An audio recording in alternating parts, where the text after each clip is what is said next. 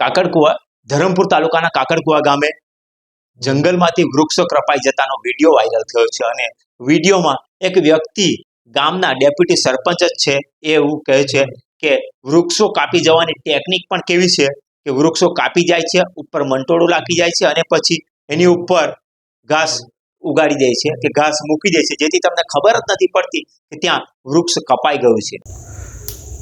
મિત્રો, આપ જોઈ રહ્યા છો કાકડકુવામાં જે ખેરની ચોરી થઈ રહી છે વારંવાર, એ કોઈ સરકારી અધિકારીઓ દ્વારા મિલીભગત થાય છે કે કાકડકુવાના કોઈ ચોરો દ્વારા થાય છે, એ આપ રૂબરૂ નિહાળજો। આ પહેલો ખેરનું થડિયું છે, એ ચોરી કરતાં પકડાઈ જાય એમ કરીને આખું આમ દાટી દેવામાં આવે છે। આ રીતે દાટી દેવામાં આવે છે। અને નંબર 2 તમને બતાવું બીજું।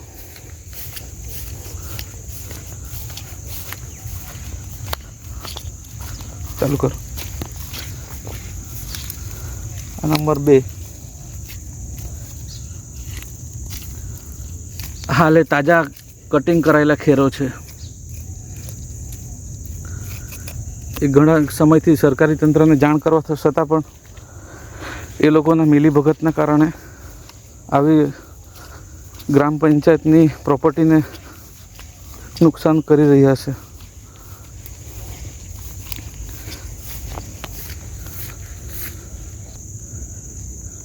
મિત્રો, આપ જોઈ રહ્યા છો આ ત્રીજો ખેર છે, જે એકદમ હાલે 2 દિવસ પહેલાં કપાયેલો લાગે છે।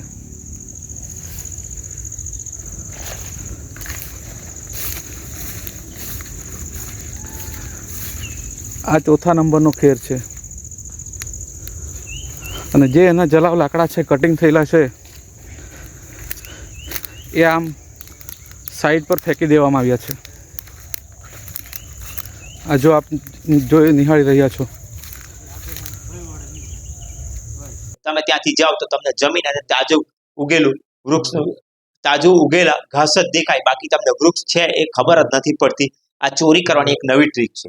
પણ વન વિભાગના જ્યારે ગણતરીના ઝાડ હોય છે, એક તો જંગલ બચ્યું ઓછું છે અને ગણતરીના ઝાડ હોય છે, જેવા ખેરના ઝાડ છે કપાઈ ગયા છે, તે એ ઝાડ કેવી રીતે કપાઈ ગયા એ પણ જંગલ ખાતાના અધિકારીઓને ખબર નથી કે પછી જંગલ ખાતાના અધિકારીઓની જાણ બહાર જ આ વૃક્ષો કપાય છે અને વેચવાનું કૌભાંડ ચાલે છે, એ પણ એક તપાસનો વિષય છે। ખેરની ચોરી થતી પકડાઈ રહી છે। આ 7મો ખેર છે મિત્રો।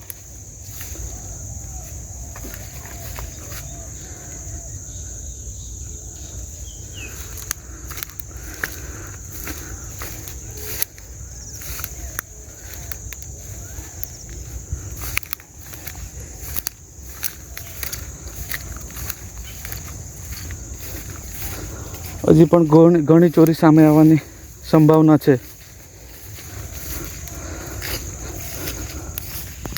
આ 8 નંબરનો ખેર છે।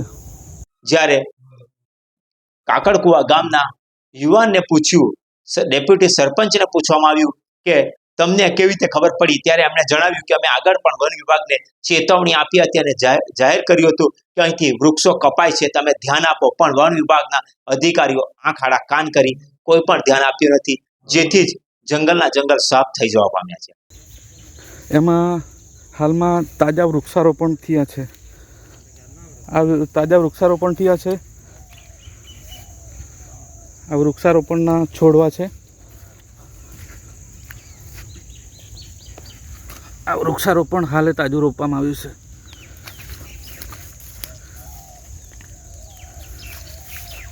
અને વૃક્ષારોપણ જ્યારે થયું છે એના 1 થી 2 દિવસમાં ચોરી પણ થઈ છે મિત્રો। તો સરકારી તંત્ર એક બાજુ વન વિભાગ દેખાવડો કરે છે વન મહોત્સવનો, વૃક્ષ રોપવાનો દેખાવડો કરે છે, અને બીજી બાજુ વૃક્ષ કપાવીને વૃક્ષનું ચોરવાનું કૌભાંડ કરે છે। આ પણ એક વિચારવા જેવી અને સમજવા લાયક બાબત છે। વૃક્ષ વાવો કે વૃક્ષ કપાવો, મારે વન વિભાગના અધિકારીઓને કહેવું છે કે જ્યારે આ તપાસ કરો અને વહેલી તકે આવા ચોરટાઓને જેલ ભેગા કરો, જેથી કરીને જંગલો બચશે અને જે ગ્લોબલ વોર્મિંગથી લોકો પીડાય છે એમાંથી રાહત મળશે.